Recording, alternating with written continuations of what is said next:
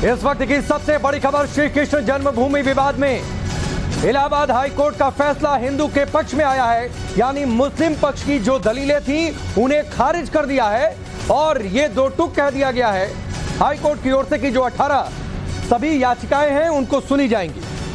मुस्लिम पक्ष को बड़ा झटका और ये बार बार ये सवाल उठा था कि याचिकाओं को सुना क्यों न जाए, हिंदू पक्ष की जो दलीलें हैं उन पर विचार क्यों न करे कोर्ट। इस वक्त की सबसे बड़ी खबर है, श्री कृष्ण जन्मभूमि विवाद को लेकर हिंदू समाज के पक्ष में फैसला आया है और मुस्लिम ऑर्डर 7 रूल 11 की उसको माननीय न्यायालय ने डिसमिस कर दिया है और ये कहा है कि ये case places of worship act से, वफ एक्ट से, स्पेसिफिक रिलीफ एक्ट से, ऑर्डर 23 रूल 3A से और लिमिटेशन एक्ट से बाधित नहीं है और अगली तारीख 12 अगस्त लगाई।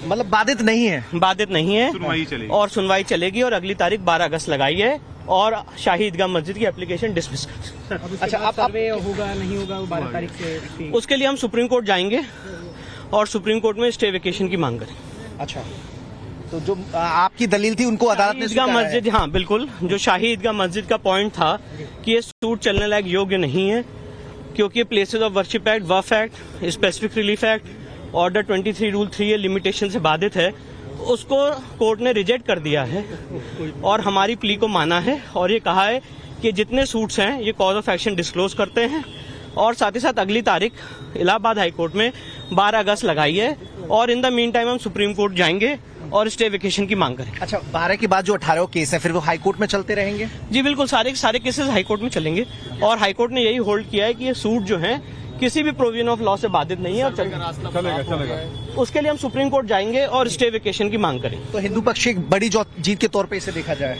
देखिए, एक लीगल प्रक्रिया है, इसमें शाही ईदगाह मस्जिद की एप्लीकेशन डिसमिस हुई है और जो हमारा पॉइंट था कि ये केस लॉ से बाधित नहीं है, प्लेसेस ऑफ वर्शिप एक्ट से बाधित नहीं है, वफ एक्ट से बाधित नहीं है, आज वही बात ऑनरेबल हाई कोर्ट ने होल्ड की। बिल्कुल, केस पोषणी और चलने लगी हो। 4 साल की लंबी लीगल लड़ाई के बाद और 4 महीने की काफी डिटेल सुनवाई के बाद आज ये जजमेंट आया है। सर, एक बार फिर से बता दें कि आज कोर्ट में क्या कुछ हुआ है। सर, एक बार फिर से बता दें आज कोर्ट ने क्या आदेश पारित किया? आज ऑनरेबल इलाहाबाद हाई कोर्ट ने आज ऑनरेबल में तो इस वक्त की बड़ी खबर है, शाही ईदगाह पक्ष की याचिका खारिज हो गई है। हिंदू पक्ष के वकील विष्णु शंकर जैन को आप सुन रहे थे, उन्होंने कह दिया कि वक्फ बोर्ड एक्ट से बाधित नहीं है।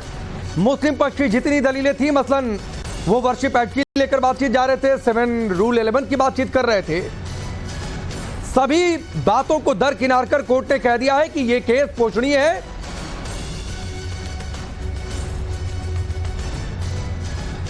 और देखिए, कुछ सहयोगी हमारे साथ जुड़ चुके हैं, मनीष जुड़ चुके हैं, गौरव हमारे साथ जुड़ चुके हैं और साथ ही लेकिन सबसे पहले मैं मनीष का रुख कर लेता हूं। मनीष, बहुत बड़ी खबर है और हिंदू पक्ष की ये पहली जीत कह सकते हैं क्योंकि मुस्लिम पक्ष की ये दलील थी कि इस याचिका को सुने ही न कोर्ट।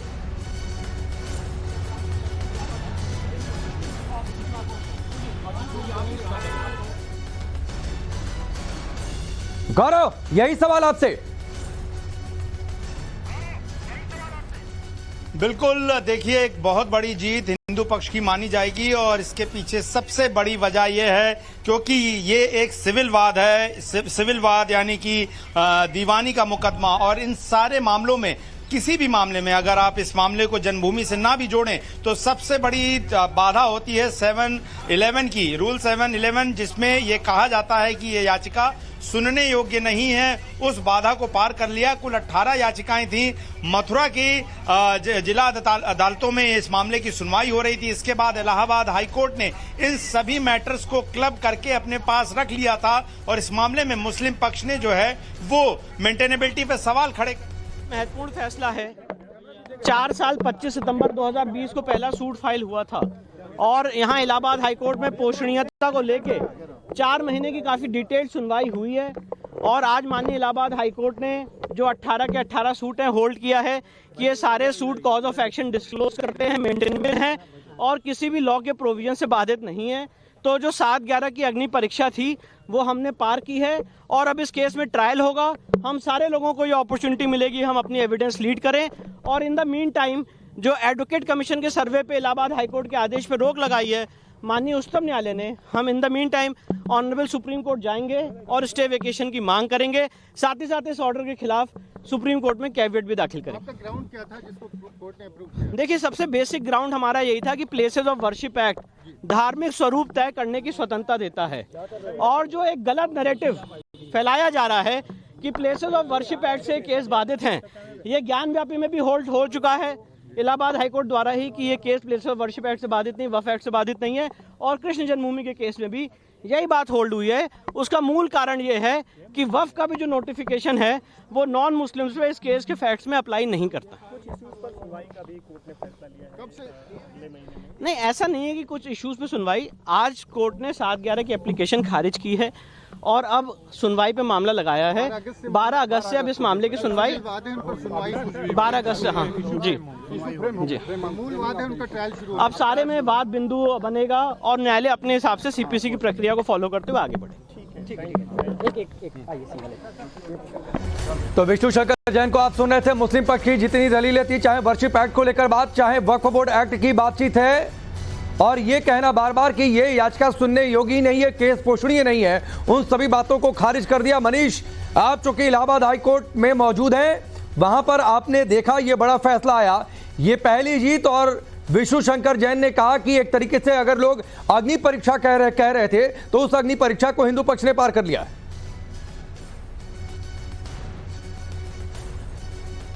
पार किया गया है, क्योंकि पोषणीयता का जो मसला था वही बहुत बड़ा था और बड़ी रुकावट थी, जिसके चलते आज तक देरी होती आई थी और मुस्लिम पक्ष को बल मिलता चला आ रहा था।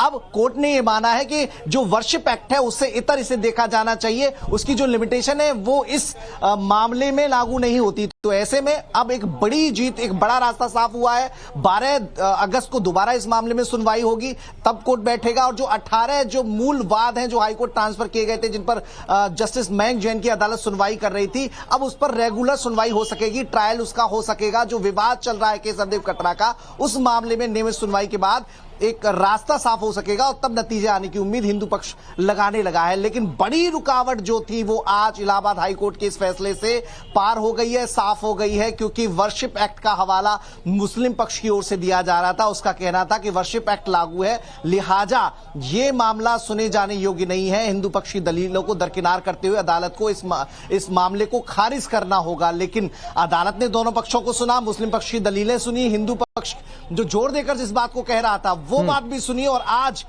फैसला जो कि जून में सुरक्षित रखा गया था, आज अदालत ने अपना फैसला सुनाते हुए ये साफ कर दिया कि ये मामला 1991 के वर्शिप एक्ट से इतर है और इस मामले में वर्शिप एक्ट की कोई रुकावट मायने नहीं रखती। तो एक बड़ा फैसला आज इलाहाबाद हाईकोर्ट से आया है।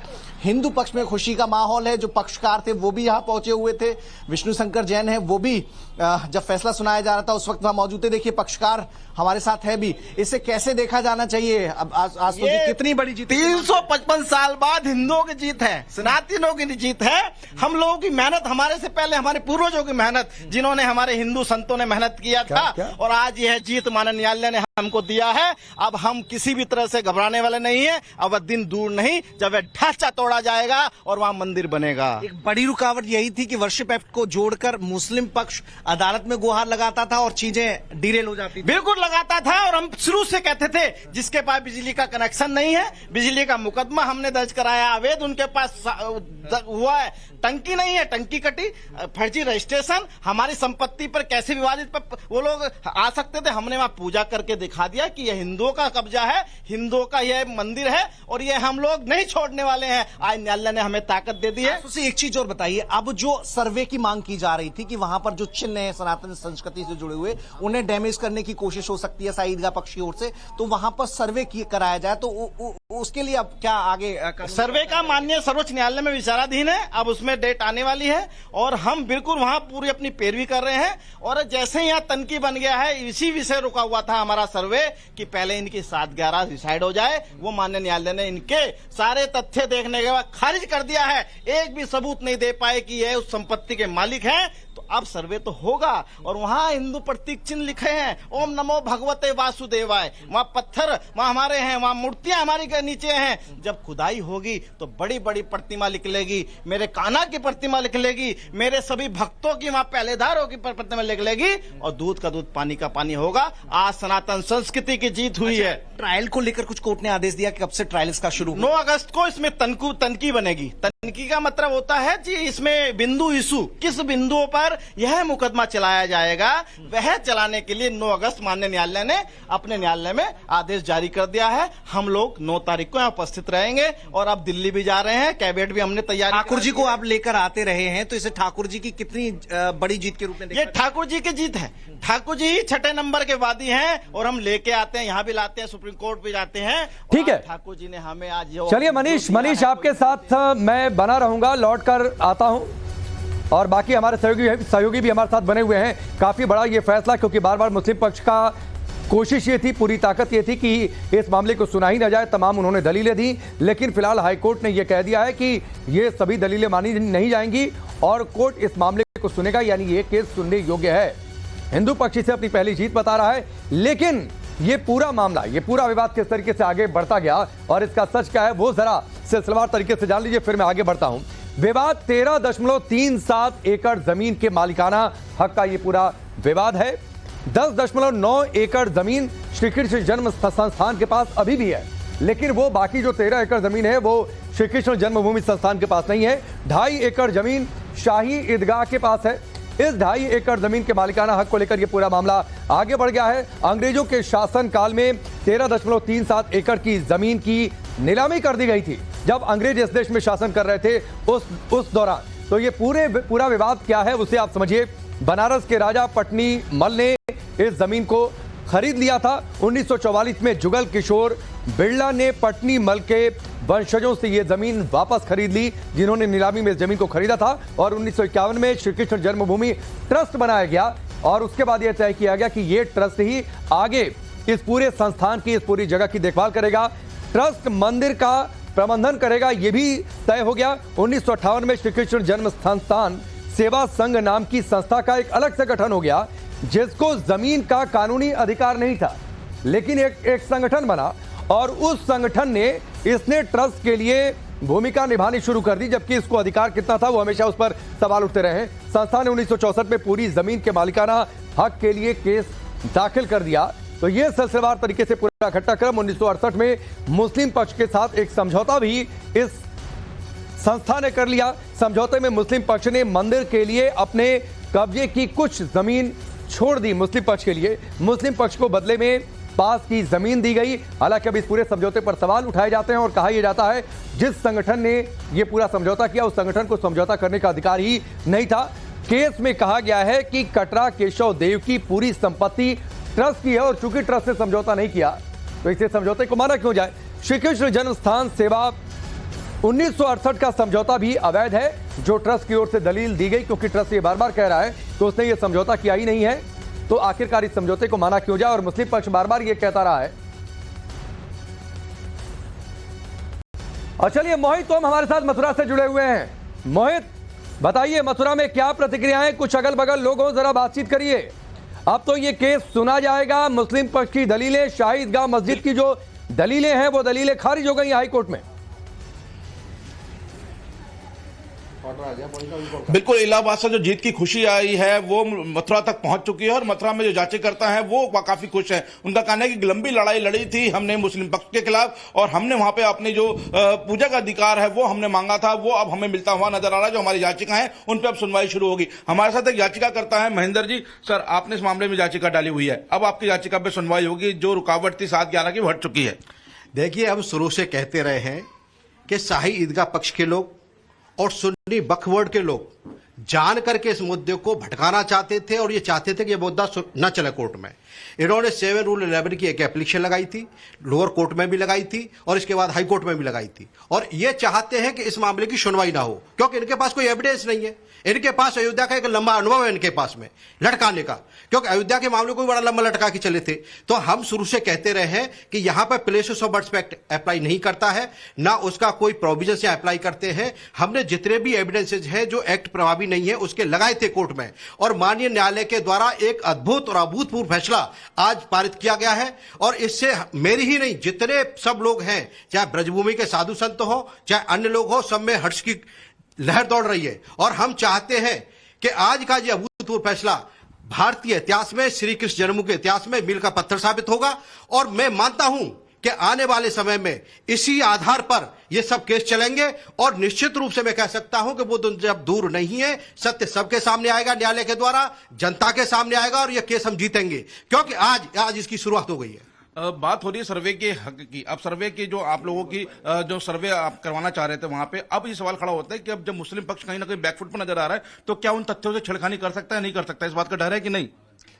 अब डर तो वो तो करेगा ही, अपनी तरफ से अपना जो उसने अपना प्रयास करना है वो तो करेगा ही, लेकिन ठाकुर जी हमारे साथ हैं। सत्य को, सांच को आंच नहीं, जैसे अभी वकील साहब ने बताया। ठीक है, सत्य तो सबके सामने आ ही जाएगा। ठीक है मोहित, मैं गौरव के पास जाता हूं। गौरव, आप अदालती मामलों को कवर करते रहे हैं और किस फैसले का असर कहां तक जाता है उसको आप बेहतर तरीके से समझते हैं। तो आज जो फैसला आया मेंटेलिटी को लेकर, पोषणीयता को लेकर, 1968 समझौते की दलील भी मुस्लिम पक्ष की ओर से दी गई, उसे भी नहीं माना गया। वर्शिप एक्ट की दलील देकर यह कोशिश की गई कि इस फैसले को, इस पूरे मुकदमे को सुना ही ना जाए। वक्फ बोर्ड एक्ट की बातचीत की गई, उन सभी दलीलों को खारिज कर दिया कोर्ट ने।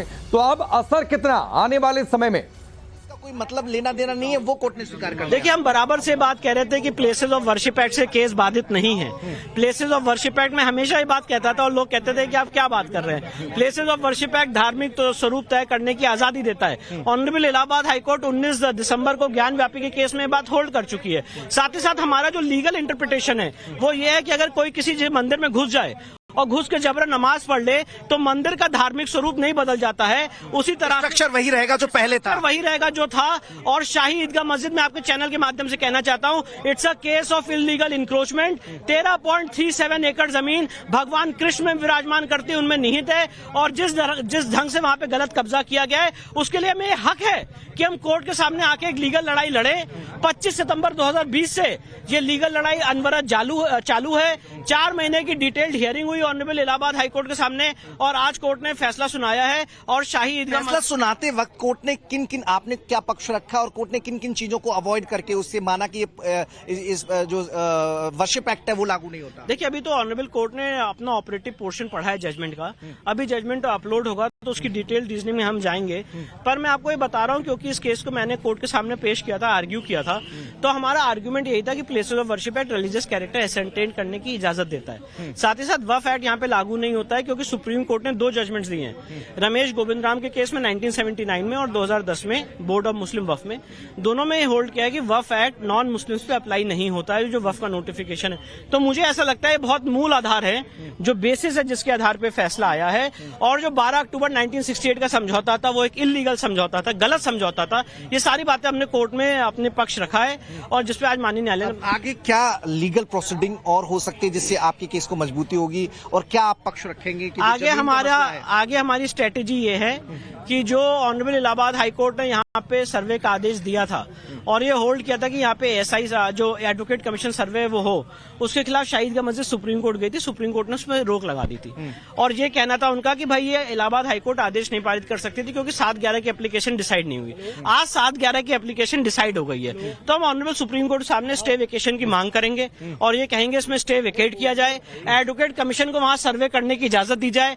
आज भी वहां पे बहुत सारे ऐसे सबूत हैं जो चीख के कह रहे हैं कि एक हिंदू मंदिर का परिसर है, और वो सबूत कभी भी मिटाए जा सकते हैं। इसलिए यहाँ पे एडवोकेट कमीशन का सर्वे हो, उसके स्टे वेकेशन के हम सुप्रीम कोर्ट जाएंगे। साथ ही साथ जो आज ऑनरेबल हाईकोर्ट ने निर्णय दिया है, इसमें हम कैविएट भी दाखिल करेंगे कि अगर शाही ईदगाह मस्जिद सुप्रीम कोर्ट आए तो उनका स्वागत करने के लिए हम वहां पे मौजूद हैं। अच्छा, अब एएसआई सर्वे की कोई जरूरत? नहीं, बिल्कुल अभी देखते हैं, पहले एडवोकेट कमीशन का सर्वे हो जाए, उसमें क्या चीज निकल के आती है, और अगर ऐसा ही सर्वे की जरूरत होगी तो हम वो भी एप्लीकेशन कोर्ट के सामने देंगे। अच्छा, अगली हियरिंग 12 को रखी गई है, तो 12 के बाद फिर क्या नियमित तौर पर इलाहाबाद हाईकोर्ट में ही सुनवाई चलेगी? नहीं, हमारी पूरी मांग है कि इलाहाबाद हाईकोर्ट में इसका डे टू डे ट्रायल हो, और जो ट्रायल में एक गतिरोध उत्पन्न हो रहा है, वो जो एडवोकेट कमीशन का सर्वे है जिसपे रोक लगी है, वो मुझे लगता है उसको विकेट कराना जरूरी है, उसके लिए हम सुप्रीम कोर्ट का रुख करेंगे।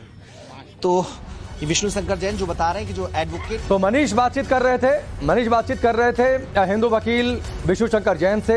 दो मेहमान हमारे साथ जुड़ चुके हैं, एच.एस. रावत जी और सैयद जावेद जुड़ चुके हैं। लेकिन गौरव, मैं आपके पास आता हूं, माफ करिएगा बार बार आपको रोकना पड़ जा रहा है, क्योंकि इस तरीके से कुछ इनपुट्स आ जा रहे हैं, वो दर्शकों को दिखाना जरूरी था। मेरा सवाल वही है जो मैंने पहले आपसे पूछा था, और उसमें बस इतनी बात ऐड कर देता हूं कि आपने विष्णु शंकर जैन को भी सुना, क्या कुछ अब बताइए इसका असर कहां तक, जो उस समय सवाल था। देखिए, इसका असर बहुत सीधा सीधा है। हमने अयोध्या मामले में देखा था कि कैसे सीधे हाईकोर्ट ने इस मामले में सुनवाई की थी, वैसा ही कुछ मथुरा शाही ईदगाह मस्जिद विवाद मामले में देखने को मिल रहा है, जहां पर सीधे इलाहाबाद हाईकोर्ट सुनवाई कर रहा है। इलाहाबाद हाईकोर्ट ने मथुरा की जिला अदालतों में चल रहे 18 मामलों को अपने पास ट्रांसफर कर लिया था, ये कहते हुए कि यह राष्ट्रीय महत्व का मामला है और इसे इलाहाबाद हाईकोर्ट सीधे सुनना चाहेगा। और इसके खिलाफ मुस्लिम पक्ष सुप्रीम कोर्ट पहुंचा था, लेकिन सुप्रीम कोर्ट ने कोई रोक लगाने से इनकार कर दिया था। अब सीधे सीधे दो स्टेप बच रहे हैं। पहला स्टेप यह बचता है कि एडवोकेट कमीशन जो है, जैसे कि ज्ञानव्यापी मामले में हुआ था कि वकीलों की एक टीम वीडियोग्राफी और फोटोग्राफी करती है और उसके बाद एक रिपोर्ट पेश करती है, और उसके बाद जो है उसके आधार पर जीपीआर आधारित साइंटिफिक सर्वे, जैसा कि ज्ञानव्यापी मामले में हुआ, एक विस्तृत सर्वे जो है वो आता है। और हमने तमाम रिपोर्ट्स के माध्यम से दिखाया है कि किस तरह के वहां पर चिन्ह है।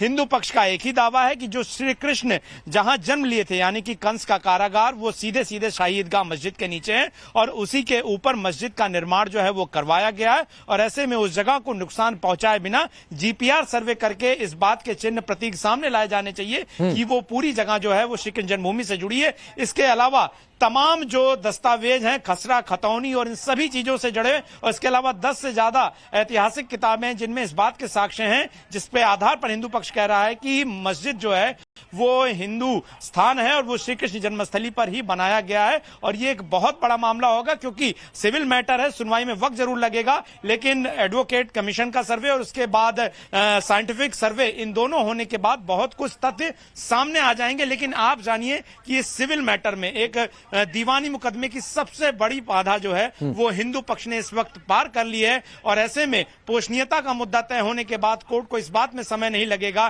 कि आखिर उसे अब इसमें क्या फैसला देना है। और मैं सुप्रीम कोर्ट का आदेश याद दिला देना चाहूंगा, जिसका विष्णु शंकर जैन जिक्र कर रहे थे साफ भाषा में, कि जो प्लेसेज ऑफ वर्शिप एक्ट है वो 1947 तक के जो धार्मिक स्थल हैं उन पे स्टेटस को लगाता है। लेकिन वो ये भी सुप्रीम कोर्ट ने साफ किया है कि किसी भी जगह के धार्मिक चरित्र का पता लगाने पर वो रोक नहीं लगाता है। यानी कि कोई वादी आकर ये कहता है कि ये मस्जिद है, लेकिन वहां मंदिर था और वो पूजा होती थी, वहां जबरदस्ती अतिक्रमण हुआ, और ये बहुत बड़ी बात है, ये बहुत बड़ी बात है जो आप बातचीत कर रहे हैं। गौरव, जो बातें आपने बताई, जो विश्लेषण आपने किया, वो शायद समझ में आ रहा होगा। जो लोग ये कहते हैं कि भाई वर्शिप एक्ट है तो सुनवाई कैसे हो सकती है, कैसे हिंदू पक्ष अदालत जा सकता है, तो ये आपने बड़ी बात कही है।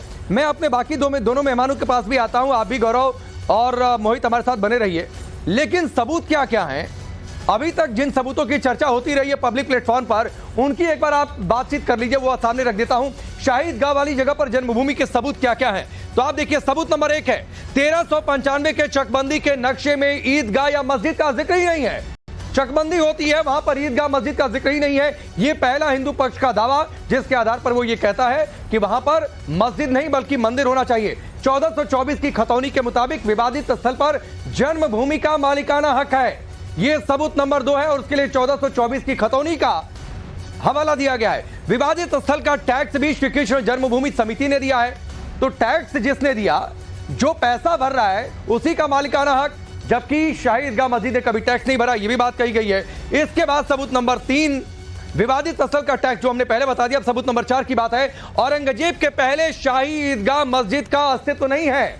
यानी औरंगजेब ने केशवदेव मंदिर को तोड़वाया और वहां पर मस्जिद बनवाई, इस बात का जिक्र है। कई किताबों में औरंगजेब द्वारा मंदिर को तोड़वाने के आदेश का जिक्र है। उन सभी किताबों को भी अदालत में रखा जाएगा कि देखिए इतिहासकारों ने कैसे इस सच को स्वीकारा है कि औरंगजेब ने वहां पर केशवदेव मंदिर को तोड़वाया था। सबूत नंबर 6 है 68 का समझौता गैर कानूनी है। समझौते को उन लोगों ने किया जो ट्रस्ट के नहीं थे, एक अलग संगठन बन गया था।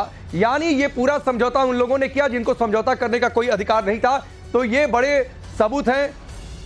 अब सैयद जावेद आपके पास आता हूं। दलील 7-11 की कि भाई आगे बढ़िए मत, दलील वर्शिप एक्ट की कि आप अदालत जा ही नहीं सकते, कैसे जा सकते हैं भाई? सुप्रीम कोर्ट, हाई कोर्ट खारिज सुनेगा तो आप तो मानिए कि सर बहुत फेयर तरीके से मुस्लिम पक्ष अपनी दलील रखे, हिंदू पक्ष अपनी दलील रखे। आप लोग चाहते हैं सुनवाई ना हो? बहुत बहुत शुक्रिया। देखिए, ये एक संवैधानिक लड़ाई है और कानूनी तौर पे ये लड़ी जा रही है। इसको किसी और दूसरे नजरिए से ना देखा जाए। देखिए 7-11 के अंदर ये माना जाता है कि पहला जो पक्ष है वो आप बता दें कि बहुत बड़ी जीत है। कोर्ट ने सिर्फ इस चीज का शायद अभी मेरे पास कॉपी नहीं आई है तो मैं देख नहीं पा रहा हूं, उसमें ये डिसीजन जहां तक मुझे लगता है 7-11 के तहत ये होता है कि सुनवाई हो सकती है या नहीं हो सकती, सिर्फ इतनी ही बात है। और 7-11 को लेकर के अभी सुप्रीम कोर्ट भी जाया जाएगा और बहुत सी जगह पे ऐसा होता है कि सुप्रीम कोर्ट कई फैसले बदल देता है। आप देखिए हाई कोर्ट के कई फैसले, आज ही एक फैसला आया कोटा विद इन कोटा, आप देखिए कैसे जो है सुप्रीम कोर्ट ने पूरे डिसीजन को पलट करके रख दिया है। संवैधानिक लड़ाई है, संवैधानिक तौर पे लड़ी जा रही है, उसको एक एंगल लगाना कि नहीं यहां से जीत लिया। अब जो आप बात कह रहे हैं वो हिंदू पक्ष की अरे दलील है।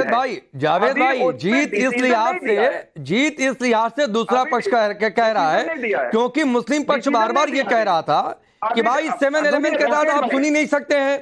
वक्फ बोर्ड एक्ट जिस पर लागू नहीं होगा उस पर आप लागू करवाने की बात करिए।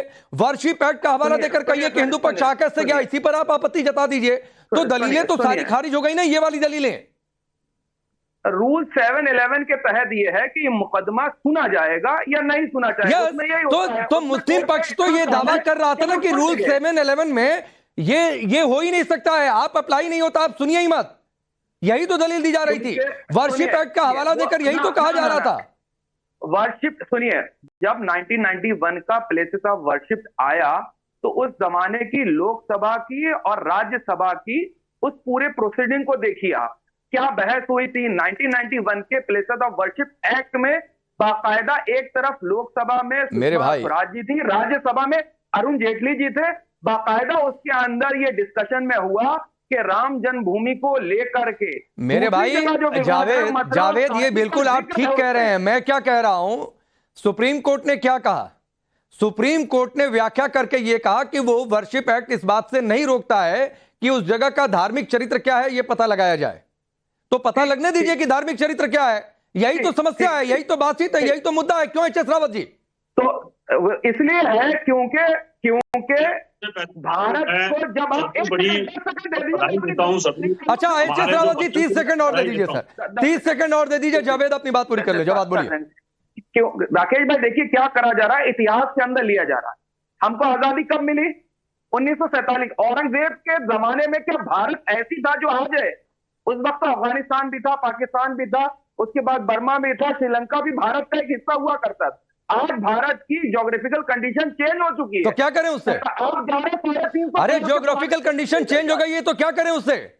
हिंदू पक्ष क्या करे उससे? सैयद जवाद हमको न तो आप 350-400 पुराने सालों की हिस्ट्री, ऐसे तो बहुत से, फिर कल को अगर यही रहा तो कल को जो बहुत से जैन मंदिर, हाँ तो ठीक है, कोई दिक्कत नहीं है। एक तो जवाब सुनिए सैयद जवाद भाई, अरे सुनिए, एक तो आप जैन पक्ष के वकील मत बनिए। सुनिए, एक तो आप जैन पक्ष के वकील मत बनिए। अरे सुनिए ना सर, एक तो आप जैन पक्ष के वकील मत बनिए ना, तो उनके पीछे जाकर छिपिए। नंबर 1 बात है। नंबर 2 बात है कि जैन पक्ष को लगेगा कि फला जगह उनकी धार्मिक जगह है, वो जाकर चैलेंज करेंगे। कौन रोक रहा है? कोई रोक रहा है क्या? हिंदू पक्ष के किसी शख्स ने कहा या किसी धर्मगुरु ने कहा कि जैन धर्म के मानने वाले लोग अदालत ना जाएं? किसी ने कहा क्या? तो आप जैन धर्म के वकील मत बनिए। नंबर 1 बात है। नंबर 2 बात है, अगर हिंदुस्तान की ज्योग्राफिकल कंडीशन पिछले 300-400 सालों में चेंज हो गई है तो उससे हिंदू पक्ष क्या करे? क्या यहां पर श्री कृष्ण जन्मभूमि है उस पर वो दावा न करे? आप ये कहना चाह रहे हैं क्योंकि हिंदुस्तान की ज्योग्राफिकल कंडीशन चेंज हो गई है। तो सर एक जगह जाकर रुकिए। चलिए आपकी बात हुई, एच.एस. रावत जी के पास जाने दीजिए। ठीक है जवाद भाई, रुकिए, होल्ड करिए। अपनी वकालत करिए, जैन धर्म की वकालत मत करिए। एच.एस. रावत जी नहीं करूंगा। नहीं मत करिए ना सर, सबकी अपनी कर लीजिए, वही काफी है, सबकी मत करिए सर प्लीज। वो काबिल हैं, हर धर्म अपने आप में काबिल है, आप भी काबिल है, हिंदू भी काबिल है, जैन भी काबिल है, तो आप दूसरों की वकालत मत करिए सर, और ना उनकी ठेकेदारी करिए यहां बैठकर। अब एच.एस. रावत जी ये कह रहे हैं कि ज्योग्राफिकल कंडीशन चेंज हो गई तो क्या करे हिंदू पक्ष? ज्योग्राफिकल कंडीशन चेंज हो गई तो वो जन्मभूमि के बारे में बात करना छोड़ दे। बिल्कुल राकेश जी, ऐसा हो नहीं सकता। सबसे पहले तो मैं हाईकोर्ट को बहुत बहुत बधाई देता हूं, और जो वकील हमारे लड़ रहे थे उनको बधाई देता हूं। जो जब्बात जी बोल रहे हैं वो बड़ी पुरानी बातें बोल रहे हैं। पुरानी बातों का मतलब ये है कि आपके किसी धर्म का मतलब ये नहीं है कि आपका धर्म को आप कुचल के रख दोगे, कहीं ना कहीं उन मंदिरों को तोड़ के रख दोगे आप। अगर औरंगजेब उस समय था और उसने अगर मंदिरों को तोड़ा है तो इसका मतलब ये नहीं है कि मेरा घर आपने कब्जा कर लिया 500 वर्ष पहले, 350 वर्ष पहले, तो मुझे मेरा कॉन्स्टिट्यूशन अधिकार नहीं देता, अधिकार देता है। और उसी अधिकार के तहत हम तो चाहते हैं कि सबकी जगह जांच होनी चाहिए, और उस जांच से कम ये पता चलेगा धार्मिक स्ट्रक्चर क्या है और किस प्रकार से जबरदस्ती कब्जा करके जहां पर भी हमारे सबसे ज्यादा पूजनीय मंदिर थे उनकी जगह पे बड़ी बड़ी ईदगाह और मस्जिद बनाई गई हैं। अभी धार के अंदर भी अगर आप देखेंगे, मध्य प्रदेश के अंदर, वहां भी किस प्रकार से एएसआई के सारे सबूत मिल रहे हैं। मैं तो चाहता हूं कि ये सारे यहाँ एएसआई का सर्वे भी होना चाहिए, जिससे कम से कम वो प्रूफों को ना मिटा पाए, वो साक्ष्य ना मिटा पाए, और वो साक्ष्य अगर सामने रहेंगे तो जैसे ज्ञान वापी में हुआ था उसी प्रकार से राकेश जी अगर वो सारे प्रूफ आएंगे तो उसके बाद जो फैसला कोर्ट करेगी वो सबको मान्य होना चाहिए। वो जब्बार साहब को भी मान्य होना चाहिए और दूसरे लोगों को भी, हिंदू को भी मान्य होना चाहिए। इसलिए ये फैसला बहुत अच्छा है, इसका इंतजार था। और जैसे कि पहले सुप्रीम कोर्ट ने डे टू डे सुनवाई करी थी, उसी प्रकार से इसमें भी हाईकोर्ट को डे टू डे सुनवाई करनी चाहिए, जिससे जल्दी से जल्दी ये फैसला। ठीक, बोलिए जवाब कुछ कहना चाहते हैं रावत जी आपसे? राकेश भाई, औरंगजेब का जिक्र होता है और उसका एक इतिहास है, हिस्ट्री है। करीब 48 साल के आसपास का शासन रहा। पुष्यमित्रा शुंग के बारे में भी चर्चा होनी चाहिए, फिर राजा शशांक के बारे में भी चर्चा होनी चाहिए। अगर आप इन विवादों को दूर तक लेकर के जाना चाहते हैं तो आप बताइए कि हमारे भारत के अंदर क्या यही स्थिति ऊपर कल को नहीं तो आप औरंगजेब की वकालत क्यों कर रहे हैं? जवाब, आप औरंगजेब का वकील क्यों बन रहे हैं? औरंगजेब ने कुछ किया, कुछ मंदिर तोड़वाए, तो उसकी चर्चा होने से आपको दिक्कत क्यों है? देखिए सुनिए, मैं यहाँ औरंगजेब का नहीं पक्षकार हूं, मैं इस देश के संविधान का 1947 के हाँ, तो देश के संविधान ने अधिकार दिया है भाई, देश के संविधान ने अधिकार दिया हिंदू पक्ष को, वो गया है अदालत में। ऐसा तो नहीं है कि हिंदू पक्ष खुद ही पहुंच गया मथुरा में और शहीदगाह मस्जिद के सामने खड़ा हो गया कि भाई हमारा फैसला करो। ऐसा तो नहीं है सर, देश के संविधान ने हिंदू पक्ष को अधिकार दिया और अदालत पहुंचा है, संविधान के हिसाब से अदालत फैसला देगी। आप इस पर रोक लगाना चाहते हैं, अदालत ने कहा रोक नहीं लगेगी। एक ही लाइन है आज के फैसले की। मैं एक छोटी सी बस बात बोल दे रहा हूं आपसे कि भाई आप कह रहे हैं कि सारी दलीलें जो है खारिज कर दी गई। 7/11 के अंदर बातचीत होगी चीजों पे। मैं सबसे बड़ी जो बात कह रहा हूं उसको समझिए, मैं क्या बात कह रहा हूं। मैं आपके सामने इस बात को रख रहा हूं कि संवैधानिक लड़ाई है, इसको किसी दूसरा एंगल लेने की कोशिश ना करी जाए। हिंदू पक्ष भी कोर्ट जा रहा है, मुस्लिम पक्ष भी कोर्ट जा रहा है। इस देश के अंदर संविधान है, अदालत है, हम उसका सम्मान करते हैं, लेकिन हाँ हमको भी अपने संवैधानिक लड़ाई लड़ने का हक है। अरे संवैधानिक नहीं, ये सब मत दलीलें दीजिए, नहीं अच्छा लगता जवाब भाई। ये जमीन के मालिकाना हक की लड़ाई है, तो इसको संवैधानिक लड़ाई बोलकर उसके पीछे छिपिए मत। ठीक है, अदालतें तय करेंगी और अदालत को तय करने दीजिए। चलिए।